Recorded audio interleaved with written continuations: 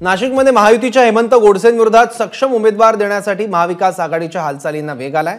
शरद पवार गटाचे प्रदेश उपाध्यक्ष गोकुळ पिंगळेंना ठाकरे गटाकडून उमेदवारी देण्याच्या हालचाली सुरू असल्याची माहिती आहे। नाशिकची जागा ठाकरे गटाला सोडली असली तरी सक्षम उमेदवारीसाठी महाविकास आघाडीमध्ये शोधाशोध सुरू आहे। गोकुळ पिंगळेंचा ठाकरे गटात प्रवेश देऊन ठाकरे गटाकडून निवडणूक लढवण्यासंदर्भात चाचपणी सुरू असल्याचंही बोललं जात आहे। ठाकरे गटाकडून नाशिक लोकसभा संघटक विजय करंजकर इच्छुक असल्याचं समजतंय।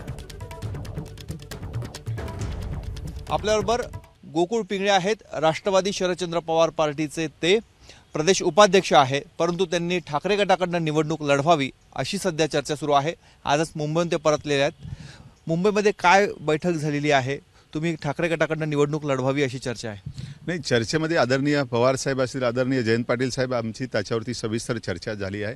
कारण मी 3 महिन्यापासून ते 3 ते 4 महिन्यापासून शरदचंद्रजी पवार साहेब असतील, जयंत पाटील साहेब यांच्याशी आम्ही ह्या नाशिकच्या जागेवरती बरेचसे डिस्कशन झाले की आपण कशी जागा विनिंग होऊ शकतो, यासाठी आपल्या पक्षाकडे घेतली तर अति उत्तम राहील आणि त्यातने आपण विजयी होऊ। पवार साहेबांना मानणारा, जयंत पाटील साहेबांना मानणारा हा मतदारसंघ आहे, त्यासाठी आम्ही प्रयत्नशील होतो। आता त्यात अनेक काही घडामोडी झाल्या आहे। सन्माननीय उद्धव बाळासाहेब ठाकरे असतील किंवा संजय राऊत साहेब आहे, यांची इच्छा आहे की ही जागा आम्ही उद्धव बाळासाहेब ठाकरे गटाने लढवावी, त्यासाठी त्यांचा प्रयत्न चालला आहे। आम्ही त्याच्यावरती चर्चा करतोय। चर्चेतनं आता त्यांना उमेदवारी कुठला द्यायचा, काय द्यायचा हे त्यांनी ठरवायचं आहे। पण विजय करंजकर एकीकडे इच्छुक आहात, दुसरीकडे तुम्ही आहात आणि तुम्ही तुमचा पक्ष सोडून ठाकरे गटामध्ये जावं हा प्रस्ताव नेमका आला कुठून?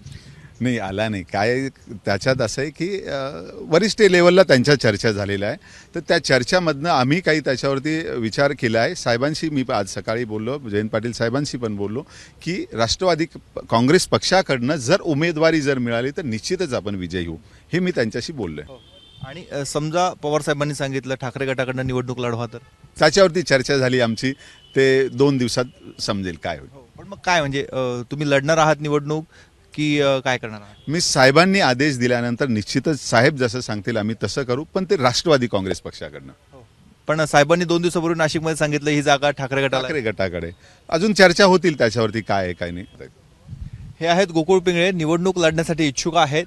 ठाकरे गटाकडनं त्यांनी निवडणूक लढवावी अशी त्यांच्याकडे प्रस्ताव देखील आहे, मात्र सध्या त्यांची मनाची तयारी तशी दिसत नाहीये। त्यामुळे येत्या 2-3 दिवसामध्ये काय होतं ते बघणं महत्त्वाचं आहे। कारण शरद पवारांनी नाशिकमध्ये सांगितलंय ही जागा ठाकरे गटासाठी देण्यात आलेली, त्यामुळे गोकुळ पिंगळे तुतारीच्या चिन्हावर निवडणूक लढवतात की मशाल हातात घेतात हे 2 दिवसात स्पष्ट होणार आहे।